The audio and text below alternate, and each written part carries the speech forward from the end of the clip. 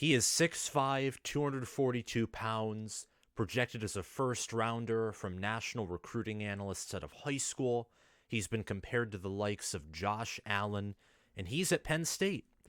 And this coming season, he will be a sophomore. He will likely, I'm 99% sure, be the starting quarterback, and his name is Drew Allar.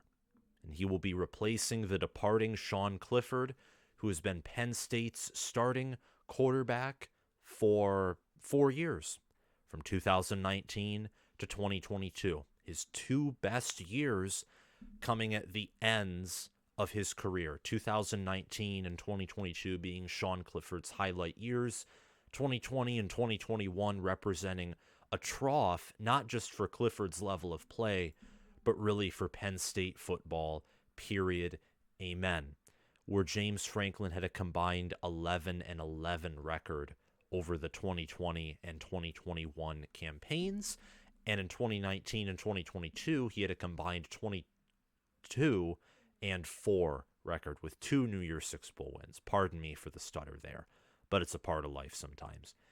Anyway, Penn State will have a new starting quarterback this coming season.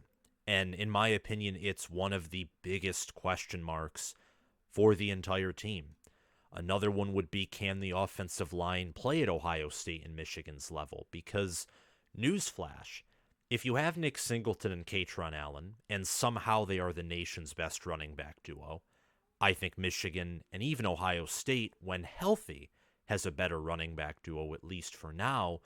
If you don't have the offensive line play that Michigan and Ohio State have, at least in the Big Ten Conference play, then it's not going to work when you face up against elite defensive lines. But luckily there, the offensive line, unlike quarterback, returns tons of production. Juice Scruggs is the only member of that O-line departing. Olu Fashanu's returning. Landon Tengwall's healing up. Hunter Norzad looks to move to center. Sal Wormley and Caden Wallace look to anchor the right side of that offensive line, and they return as well. Wide receiver could be a question mark with Parker Washington and Mitchell Tinsley leaving, but a new good hire was made there. Dante Cephas and Malik McClain coming through the portal, and Keandre Lambert-Smith returns to be the slot wide receiver, and probably, outside of Cephas, the best wide receiver on the Nittany Lions squad this coming season. Tyler Warren and Theo Johnson return at tight end, and as we all know, Nicholas Singleton and Katron Allen, they return at running back, the two-headed monster that they are. But quarterback is where, basically all of the quarterback production leaves. Christian Veilleux, he's off to Pittsburgh to be their starting QB after Keaton Slovis transferred to BYU, and Sean Clifford has departed the program. So now you're left with Drew Allar. Drew Allar, again, 6'5", 242 pounds, from Medina, Ohio, and he played in 10 games for the Nittany Lions this past season. Played in the Rose Bowl, where he had 1 passing attempt against Utah, and he played in 9 regular season games. Purdue, Ohio, Auburn, Central Michigan, Michigan, Minnesota, Indiana, Maryland, and Rutgers. Every game he played in, except for the game against Michigan, where he appeared to replace Clifford late in the second half, was a win. He also replaced Clifford in the game against Indiana, where Clifford was struggling early and went 9 of 12 for 75 yards and 2 touchdowns. Penn State won that game 45-14 after being tied 7-7, and Indiana having the ball, possibly looking to take a lead before Penn State and that defense, that Manny Diaz-led defense, just sacked Jack Tuttle back outside of field goal range. But here we are. Penn State's 11-2. Sean Clifford had his best season as a Penn State Nittany Lion with a 150.5 passer rating, a 73.9 QB rating according to ESPN. He had a career-high passing touchdowns with 24 passing touchdowns. He had his best completion percentage as a starting QB, with him completing 64.4% of his passes, averaged 8 yards per pass attempt, and had tied for first a career low in interceptions with 7, which was also tied with the 2019 season. Another key thing to note is he was only sacked 17 times this season, which was 5 times less than his second lowest recorded sack season, which was in 2020 when they played less games. So his offensive line improved. He had his best offensive line that he had as a Penn State Nittany Lion. And why do I mention this? I mention this because Drew Allar, who again gained Josh Allen comparisons, rose quickly through the ranks from a 3-star rated QB to a 5-star rated QB. I don't buy the hype. I don't think he is a Kyle McCord or a J.J. McCarthy. I don't even think, at least part of me doesn't, that he will be what Casey Thompson is or Talia Tagovailoa. They have worse supporting casts, so he might have moments where he looks better. But he is going to be a sophomore, and he's going to be in a system where, look, Penn State, they're focused on the run. That's what they're going to be doing, and their defense, whether you like Manny Diaz or not, and sometimes his defenses, they're vulnerable to big plays, but I'll give him credit. Outside of that game against Michigan, he fielded a defense that was great. It was a top 10 defense. After that game, I said, this is what happens when you play Manny Diaz defenses. They woof, they bark, they look impressive, but they're paper tigers and they're weak. And I was wrong.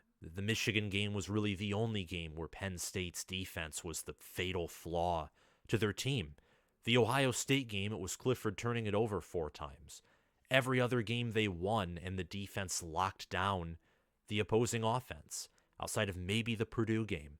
And that was the first game on a Thursday night on the road in the snake pit that is Ross-Ade Stadium. So Penn State's not going to be focused on the quarterback play. And I also think, just from the eye test and from some other things, I just think that, whether it's J.J. McCarthy or Kyle McCord, especially those two, I think they have the higher upside, and that they're overall better QBs and are being developed into better QBs than Drew Allar. But Allar's only been there for 1 year.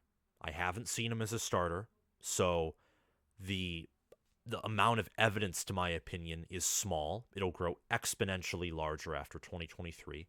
And Mike Yurcich has a reputation with quarterbacks, developing Taylor Cornelius, Mason Rudolph. He was with Mike Gundy in Oklahoma State for several years. He helped develop Justin Fields. He's worked with Sam Ehlinger. He gave Sean Clifford his best season as a Nittany Lion this past season. And he helped Sean Clifford reach a career high in passing yards and passing attempts and passing completions in the 2021 season, where Clifford was, sacked 30 times, team went 7-6. From about the Villanova game, which was a closer than it should have been game against an FCS opponent, you knew that Penn State team was not necessarily a playoff caliber team. Clifford was asked to carry that team. They had no run game, no offensive line. They just had Jahan Dotson, Parker Washington, and Sean Clifford. That was Penn State's offense in 2021. So Mike Yurcich knows what he's doing. And the reason I brought up the offensive line, to go back to it, is because whether Drew Allar's a top 7 Big Ten QB, whether he's top 6, 5, 4, 3, whether he's the second best QB in the Big Ten, which I think for this year, it's mainly because of his youth. He's younger than McCord and McCarthy. I think one of those two is guaranteed to be better than Allar, but whether he's the 7th best QB in the Big Ten or the 2nd best, the offensive line and his supporting cast are really going to matter. It's really going to matter. I'm a Michigan fan, and J.J. McCarthy, for as good as I think he is, A, isn't elite, and B, would be worse if he didn't have one of the best supporting casts in the nation. That great supporting cast, though, is helping him develop into what I think is going to be one of the nation's best QBs in 2023. But that is that. That's really all I have to say. When you have a great offensive line, a great tight end room, an underrated wide receiver room, and the best two-headed monster running back duo in college football, in Blake Corum and Donovan Edwards, your job is made easier. There's less stress, there's less pressure, and your mistakes don't compound as quickly. Like Clifford, for example, in 2022, 4 turnovers against Ohio State, 4 of them. And 2 of them were made before the game got ugly. And despite those 2 turnovers, Penn State's defense and their wide receivers kept them in the game. And their run game pushed them into the lead when Katron Allen lunged into the end zone on 4th and goal early in the fourth quarter. Penn State couldn't do that in 2021. They had to play a very good game coming off demoralizing losses against Ohio State in 2021 just to play catch-up. Supporting casts matter a whole lot. The quarterback's the most important position on the field, but if he's elite and his offensive line is garbage, there will be instances where the opposing team with an inferior quarterback and a vastly superior offensive line will kick that team with an elite quarterback's butt, and they will blow them out and drag them off the field. So his supporting cast for Allar will play a huge role in what level of a quarterback he is. With Penn State's offensive line and powerful run game, I don't think he will be asked to carry the team on his back. I don't think that will be the case. And in one season of limited play, he looked like an average, above average QB. He had some moments. His statistics were 35 out of 60 for completions and passing attempts, 344 passing yards, 4 passing touchdowns. He completed 58.3% of his passes. He was sacked 3 times. He had a 128.5 passer rating, a 60 exact quarterback rating. He had 18 rushing attempts for 52 yards, 2.9 yards per carry, and he had 1 rushing touchdown. His longest scramble was 19 yards. And it's not going to be easy for him either, because Penn State opens up the season with a game against West Virginia. So they open up against a Power 5 opponent. Not a great Power 5 opponent, but a Power 5 opponent nonetheless on September 2nd. September 9th, they'll play Delaware, which will be a great game for, Allar and the wide receivers and the offense to gel and experiment. But then September 16th rolls around and it's a road game at Illinois, a team that returns a great chunk of its defensive line, and Brett Bielema with a team of almost nobodies, minus Chase Brown and some offensive linemen, in 2021 came into Beaver Stadium and beat Penn State. You don't get the Ohio State treatment or the Michigan treatment where you open up with, 3, and in Michigan's case, 4 easy games for your team to work out mistakes. The 3rd game in the season is going to be a legitimate test. And then after that, it's Iowa, September 23rd. And again, West Virginia opening up September 2nd. It's not the toughest team in the world. They have a terrible coach in Neil Brown, but it's a Power 5 opponent nonetheless. It's one of the harder openings for any Big Ten team in the 2023 football season. So that's the September slate, minus a road game against Northwestern September 30th, who they're in the bottom of returning production metrics, so that should be another cupcake game. But his season isn't going to start out too good, and I mean that in the sense it's going to be hard. So we'll see. The games are going to decide themselves, but his supporting cast, tight ends, offensive line, wide receivers, play calling, he has, I think, the best offensive coordinator outside of maybe, and there's a debate going on about this, but maybe Joe Moorhead in the James Franklin era as his QB coach and as the play caller. I expect Allar personally to be a top 7 Big Ten QB in a conference that has several underrated QBs with returning experience. Let's look at the 2022 Big Ten Conference total quarterback rating season leaders. Number 1 was C.J. Stroud. He had an 87.7 QBR. He's gone. He'll be replaced by Kyle McCord, who is a 5-star coming out of Pennsylvania. It's funny that when Penn State and Ohio State take the field, their starting QBs are going to come from the opposing team's state residents. McCord was from Pennsylvania. Allar was from Ohio. Kind of funny how that works. J.J. McCarthy was second with a 79 QBR. He's returning to Michigan. Talia Tagovailoa was third. He had a 72.1 QBR, and he's returning to Maryland. Clifford was fourth, and O'Connell was fifth from Penn State and Purdue, respectively. They're gone. Tommy DeVito was at sixth. He's gone. Peyton Thorne at seventh. Casey Thompson at eighth. Both of them returned to Michigan State and Nebraska, respectively. Graham Mertz from Wisconsin departs, but he's being replaced by Tanner Mordecai. Tanner Mordecai played at Oklahoma, transferred to SMU, where he led an incredible offense under Sonny Dykes and then Rhett Lashley this past season, and he's going to be Wisconsin's starting QB. Ryan Helinski returns, and then Connor Bazelak and Spencer Petras were, oh my goodness, there's just some terrible quarterback play there. They were 11th and 12th, respectively. They depart. Bazelak going to Bowling Green, where he's currently enrolled, and Spencer Petras just flat out ran out of eligibility after having one of the worst collegiate seasons that I've seen in a Big Ten quarterback. Iowa had just some atrocious level of quarterback play. But there are a lot of good returning starting quarterbacks. There are also some guys who are going to take on the starting role for the first time in their lives in the collegiate level, like Drew Allar, who I think will be better, like a.k.a. Kyle McCord. They have a better supporting cast there at Ohio State. They have a much better QB developer, and Mike Yurcich and James Franklin, they've had good history with quarterbacks, but Ryan Day, Dwayne Haskins, Justin Fields, C.J. Stroud, you can't match that resume. You just can't do it. You cannot do it. And he's a great play caller. There's sometimes questions about his play calling, which is why I didn't say elite, but overall, great play caller, definitely an elite offensive mind.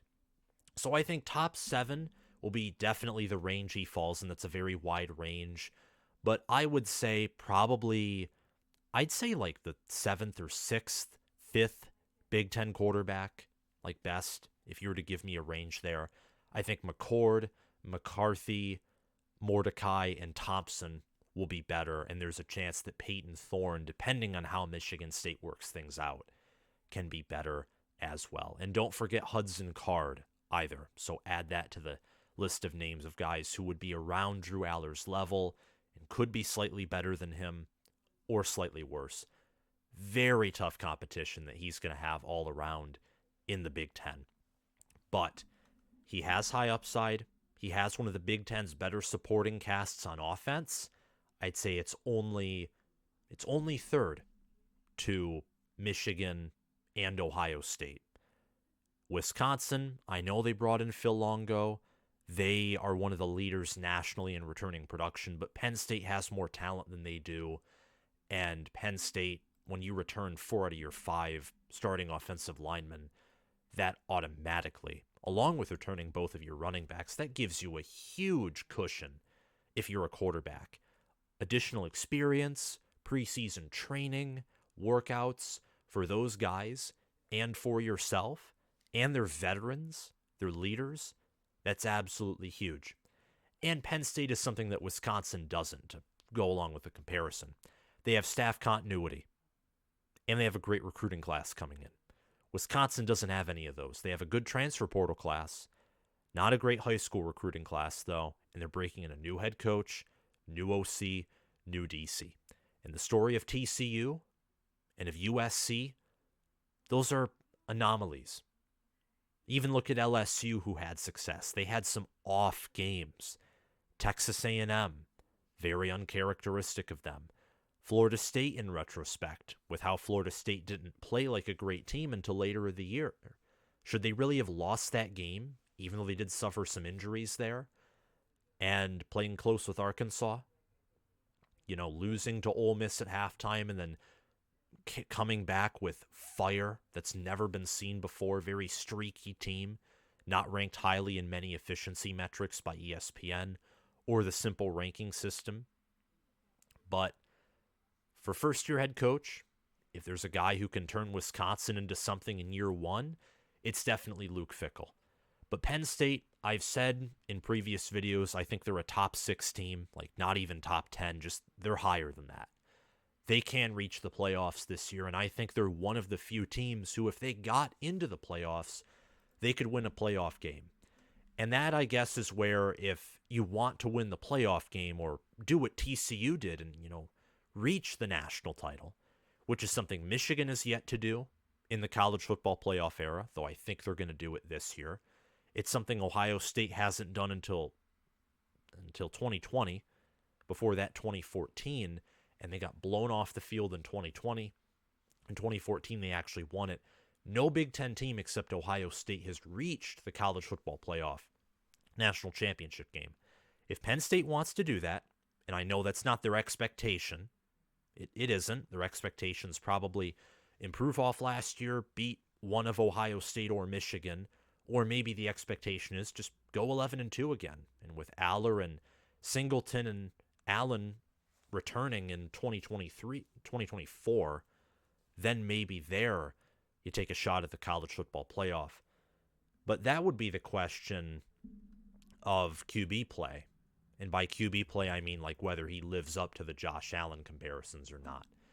I think with his supporting cast that you can get away with being one of the better teams in the country and having him play at about a Sean Clifford level on average. And you can still get 11 wins, and maybe you do beat one of Ohio State or Michigan. But if you want to take the next step, if you want to reach the college football playoff, I think he needs to play at a little higher level than that, like a Trace McSorley level, or maybe even better than that.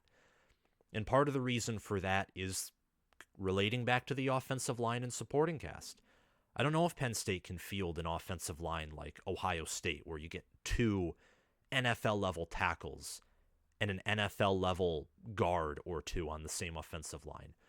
Or if they can do what Michigan can do, where you turn 3 stars and 4 stars into guys that just shove people around casually. Or what Georgia does, where they recruit so highly and develop so highly at the same time that you line up against them and you're going to eat pancakes with just gobs and gallons of syrup and butter on them. Offensive line play really helps your chances to win. It decreases the probability that your mistakes as a quarterback or as an offense will compound, because they can make holes for a running back that has no finesse moves, that has no juke, and that's just a straight line running back. But if they make the hole for him, boom, he's gone.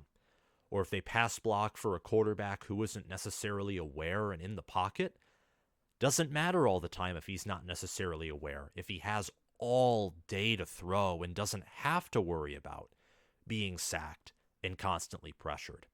So I think he's a top 7 QB in the Big Ten. I think that's just kind of baseline, if I'm being honest. But what do you guys think? What do you think of Drew Allar? I think he's going to lead Penn State to the same amount of success they've had this past season, if not greater. And I think he will play, if I'm going to be more specific, I think he'll play at Sean Clifford's level from last year, which for him being a true sophomore, he'd be on track to having one of Penn State's probably best quarterback seasons by his junior year and maybe his senior year if he decides to stay that long. Thank you guys for watching. If you like this video, I encourage you to hit the like button, hit the subscribe button, and click the notification bell so you can get notified when I talk more about Penn State, Ohio State, Michigan, Maryland, Rutgers, Michigan State, or any Big Ten or college football team. Thank you guys for watching, and I'll see you guys around. Bye.